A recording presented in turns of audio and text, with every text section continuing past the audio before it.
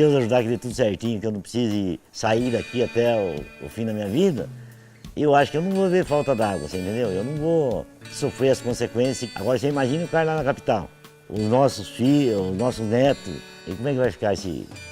Que a população está aumentando, gente, dia a dia. Então se os homens não abrirem os olhos, não demora muito tempo não.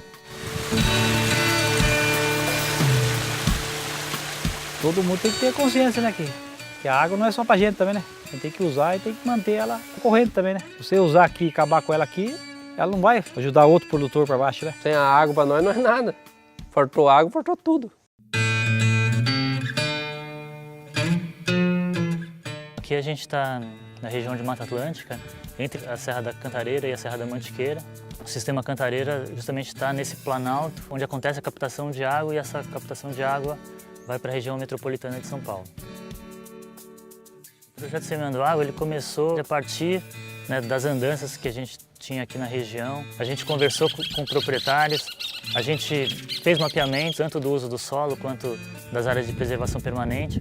E a partir desse mapeamento a gente fez um diagnóstico, que a gente verificou que grande parte da região era composta por pastagem degradada, cerca de 50%, ou que cerca de 60% das APPs estavam desmatadas. De uma maneira geral, as áreas de preservação permanente são utilizadas como áreas de extensão da pastagem, principalmente para o gado beber água, mas isso causa impactos importantes sobre aquele rio, desde o desbarrancamento das margens, o assoreamento do leito do rio, como também a retirada da cobertura florestal. APP significa Área de Preservação Permanente. São faixas que beiram os córregos, os rios, com vegetação nativa. Na nossa região aqui do Sistema Cantareira, essas faixas, elas eram ocupadas originalmente por florestas, que são aqui da Mata Atlântica. Então essas faixas, elas precisam ficar cobertas por florestas, segundo a nossa lei florestal brasileira.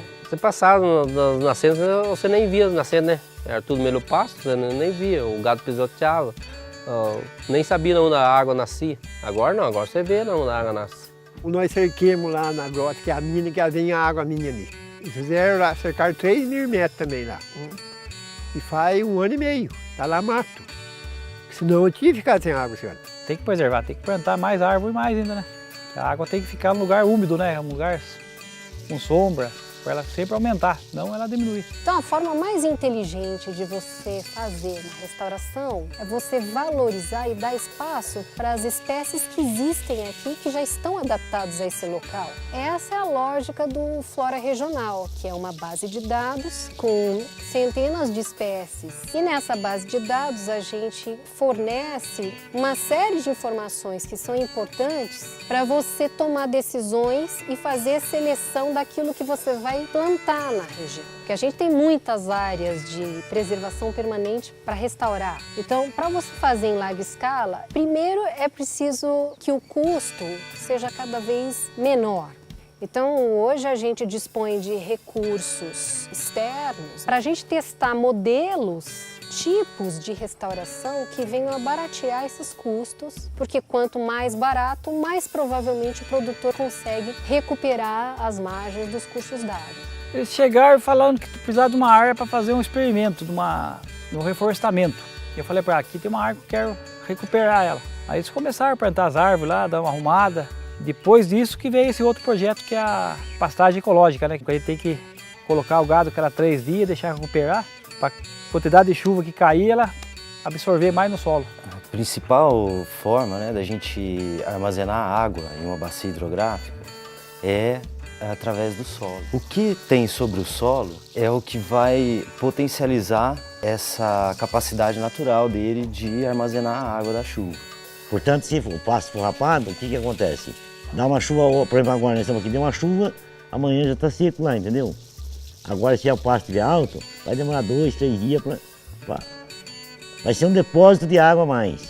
Se a gente tem uma pastagem degradada, o solo fica exposto e o impacto das gotas da chuva causam a erosão. Você não armazena a água da chuva, porque ela escorre superficialmente, não consegue infiltrar no solo. Ao chegar nos rios, nos córregos e nos reservatórios, ela leva esses sedimentos. O que você precisa fazer é exatamente isolar parcelas daquela área de pastagem para que o capim possa se recuperar protegido dos animais que estão sobre ele. O sistema do gado ficar 3 dias cada piquete, como são 16 piquetes, demora 48 dias para ele bater todos os piquetes. Então o primeiro piquete que o gado entrou, vai 48 dias para o gado entrar de novo. Então é uma forma que descansa o pasto e o gado sempre está comendo um capim mais verde.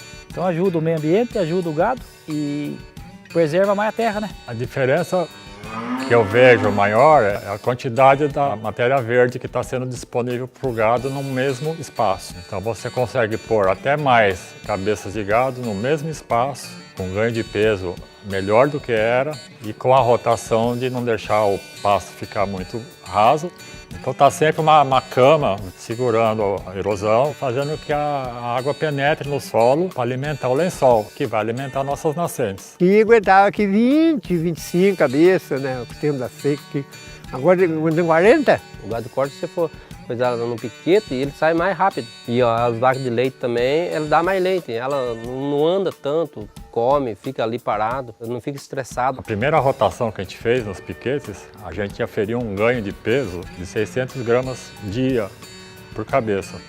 Para nós era muito bom, porque a nossa média era 400 por aí. O sucesso desse projeto é que ele contempla também a parte econômica do produtor. Porque se fosse só ambiental, ou alguém banca a história, ou o cara não vai fazer.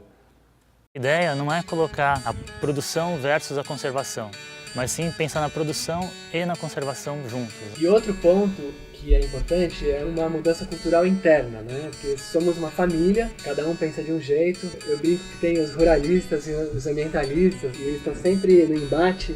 Eu acho que a parte da pecuária, né, do pastoreio do projeto, está produzindo uma transformação muito interessante na fazenda, porque os dois lados começam a se entender e falar uma língua parecida.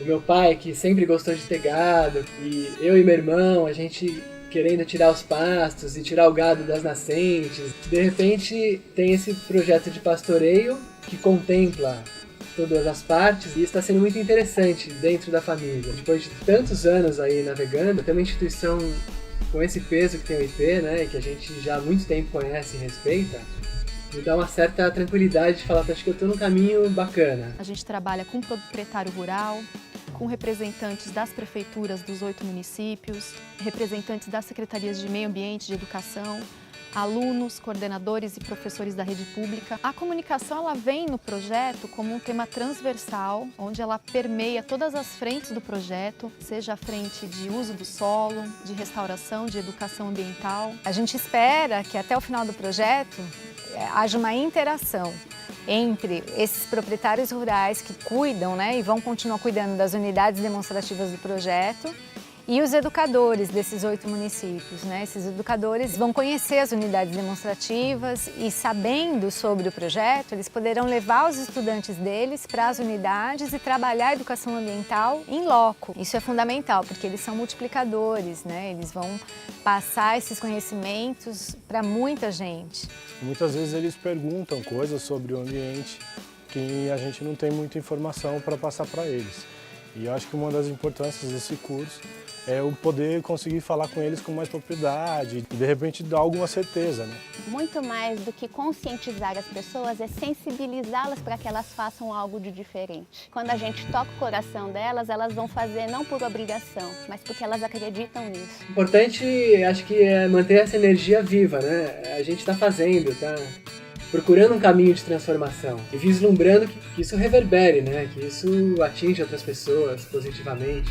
Acho que esse é o grande desafio. Levar um pouco dessas informações vistas aqui, as alternativas para os produtores do campo, e enfim, saberes para a gente também da área urbana desenvolver, eu acredito que a gente alimenta sim esses processos de mais esperança e de alternativas possíveis e coisas que estão sendo realizadas. São as boas notícias. Nós somos procurados pela imprensa regional e nacional e acaba chegando essa informação com o público geral, muitas vezes da região metropolitana de São Paulo, que não fazia ideia de como que funcionava toda essa dinâmica dentro da propriedade rural. O produtor rural e a pessoa, numa região metropolitana de São Paulo, por exemplo, quando elas percebem a conectividade entre elas e as suas responsabilidades, isso facilita o processo de entender a importância da água e as formas de se conservá-la. Assim como a gente está trabalhando nas unidades demonstrativas, para que elas sejam vitrines, né, para outras propriedades no sistema Cantareira, esse sistema ele pode se tornar uma referência para a conservação dos recursos hídricos, para a conservação dos serviços ecossistêmicos em outras regiões do Brasil também e até de outros países também. Eu acho que essa é uma oportunidade de mostrar que é possível essa aliança entre a produção e a conservação ambiental.